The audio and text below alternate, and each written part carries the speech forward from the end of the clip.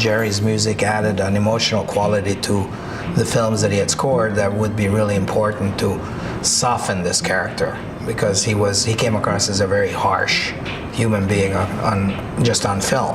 And when Jerry's score gets added to that mix, it becomes a wonderfully emotionally touching story. In editing, music and scores are absolutely used to emotionally manipulate the audience. Trailer music and horror movies being great examples of how that's done. And the score for First Blood is incredible.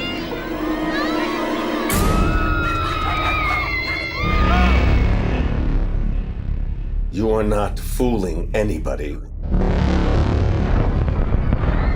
You're lying. You're hiding something out there.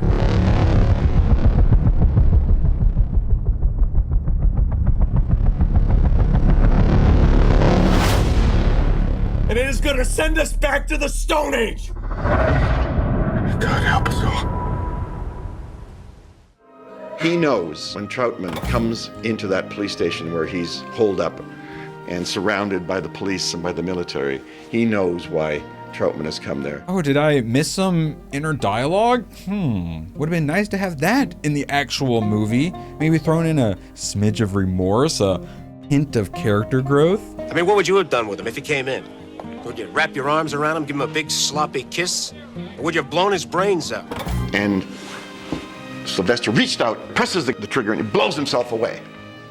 Wait, not only did he originally die in the book, he originally died in the movie too? And he pulled the trigger himself?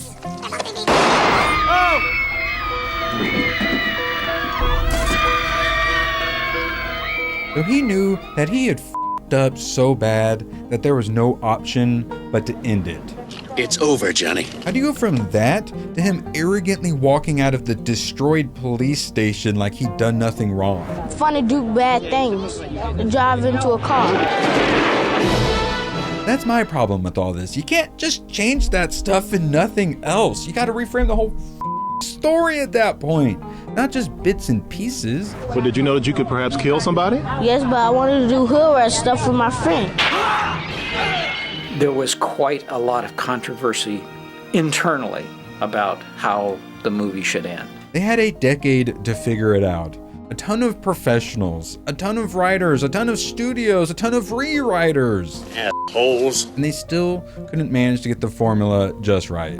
I just don't think it should be done. It sends out the wrong message. I mean, every Vietnam vet who sees this goes, oh, the only solution is that death is the only thing that awaits us at the end of the tunnel, and I don't think that's the right way to do it. And with all due respect to the great movie that they did make, at the end of this egregiously long video, I will be rewriting First Blood to fix all of these issues. What are you doing? Digging. Why? Make a hole. A hole for what?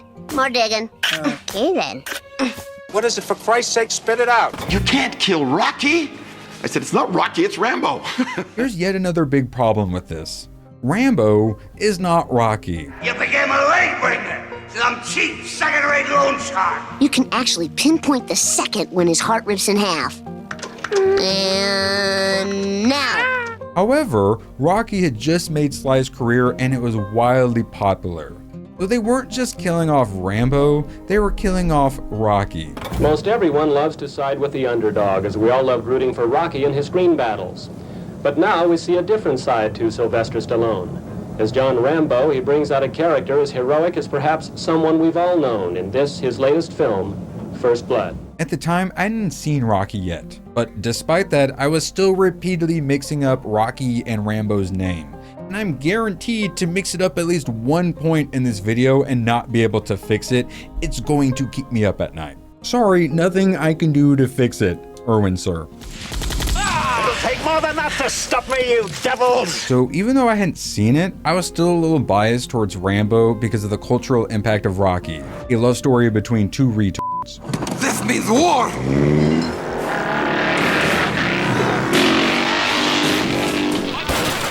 Should take care of Rambo. You never kill your hero at the end or something like that. And we had a test screening in Las Vegas with this ending. And the audience were into it. I mean, we felt immediately we had a success on our hands. You could just tell this kind of visceral reaction to the people. People were all into it. You know, my God, they're all with him all the way. And suddenly, There was a dead silence when he got killed. And a voice said, if this director is in the audience, he should be strung up to the nearest lamppost. Ooh, this sounds like my kind of movie theater. I'm just trying to call balls and strikes here, and the terrorist threat shouted in a crowded theater will not be going into the Rambo is a good guy column. If you disagree with Irwin, please leave a thumbs up, or else he hurts me. Not the sort of ending that an audience would want to see. I think we were so much on Rambo's side by that time. We didn't want to see him die. We wanted to see him successfully get on with his life. Personally, I like to see action movies end with people paying for their crimes. I want to see justice served. Which is what happens at the end of First Blood when Rambo is sent to prison. And don't come back! But successfully get on with his life. Like, people want him to get a job washing cars the next day, just like buffing and waxing up all the burnt cars real nice and pretty as all the townspeople bring him cheeseburgers and apologize to him. Huh? Hold up, player. You insult my intelligence? Hell yeah! I haven't eaten in days. Don't count all the Burger King. I haven't eaten because I prefer him pulling the trigger on Troutman's gun, personally. That way there's an appropriate consequence for his actions. It gives you a kind of tragic closure to that, rather than just sending him off to some sort of purgatory of hard labor.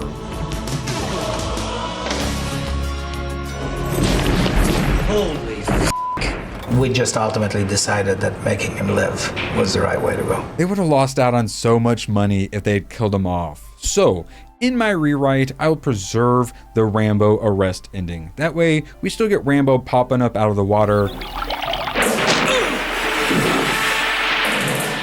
We also get 90s children stabbing their siblings with plastic knives for hunting. This miss was for you, Warhawk. That's the cutest thing I've ever seen in my entire life. Figures and helicopters sold separately. The story appealed to the American public. It came out at the right time. This right here is so important. One of the reasons that it took First Blood a decade to produce was because anti-Vietnam sentiment was still so strong. Protesting me, spitting, calling me baby killer and all kinds of vile crap. So if they hadn't gone through production hell and it had released sooner, the audience might not have seen Rambo as the hero in the same way. He sprayed me down with the hose the other day. I put the lotion in the basket and everything. I think the American public realized that the Vietnam veterans had been treated very shabbily, and it was a mood of guilt about it. Eventually, the public regretted how they treated Vietnam vets and overcompensated for it with a collective guilt. I thought things were going a little too easy. Please God, like and subscribe. He blamed me for all the dislikes last time. Me for the dislikes. I didn't do anything! He tried to electrocute me with a bed frame and a jump starter. I had to pretend like it was working. Please send help. No one's coming to help you. After Rambo 2 came out, he was cemented as the hero. Because like Terminator 2, it was the sequel that made such an impact on the zeitgeist. I'll be back. I'll be back. Which is why I was waiting the whole time for Rambo to pop out of the water with his bone arrow to shoot some commies. God, Charlie and their bamboo. I'll be back. What? Imagine you're Rambo with your fighting machine, ordered to take position 19. Rambo. Well, there is definitely something there. Maybe lose that headband, though. So it's important to look at my generational biases going into my first watch.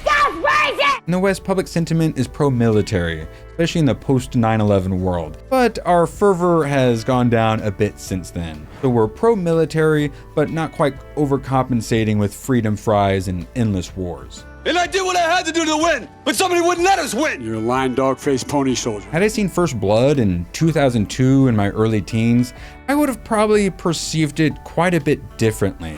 Anybody know of any terrorist attacks coming up soon?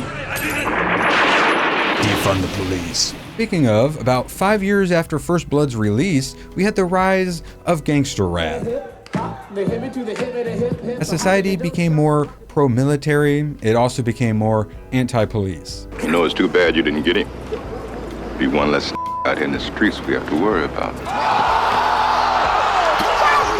Meanwhile, after BLM was allowed to burn the country down in 2020, I found myself more biased towards law enforcement, giving me more sympathy towards Teasel than Rambo. Not only is First Blood controversial, so is Part 2, considering its entire story is based on the alleged post-Vietnam POW cover-up.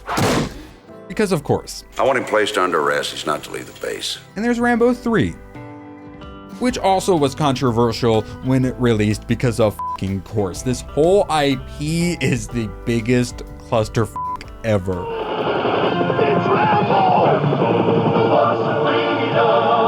And why was Rambo 3 so controversial? Because of the anti-Soviet sentiment at a time when Gorbachev was trying to open up Russia to the West. I am not the controversial one. Rambo is. He literally causes international incidences. I don't know what you're talking about. Chat loves me. I'm adorable. Aw, he's so cute.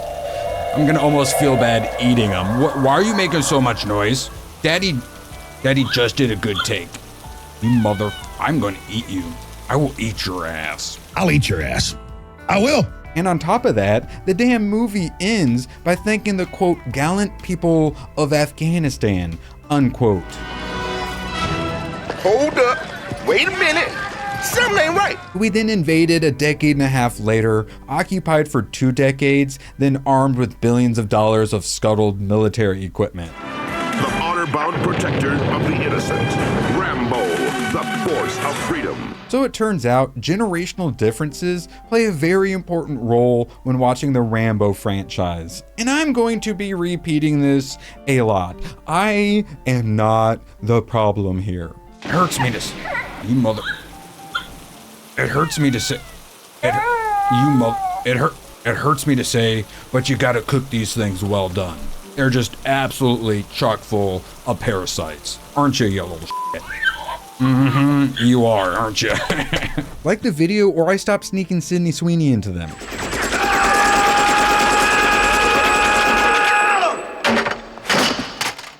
Can you not stay? I've got to go. The Rambo power cycle with headband included by Coleco. He killed a police officer, for Christ's sake! It's over! Nothing is over! Nothing! Television again. An invention for fools.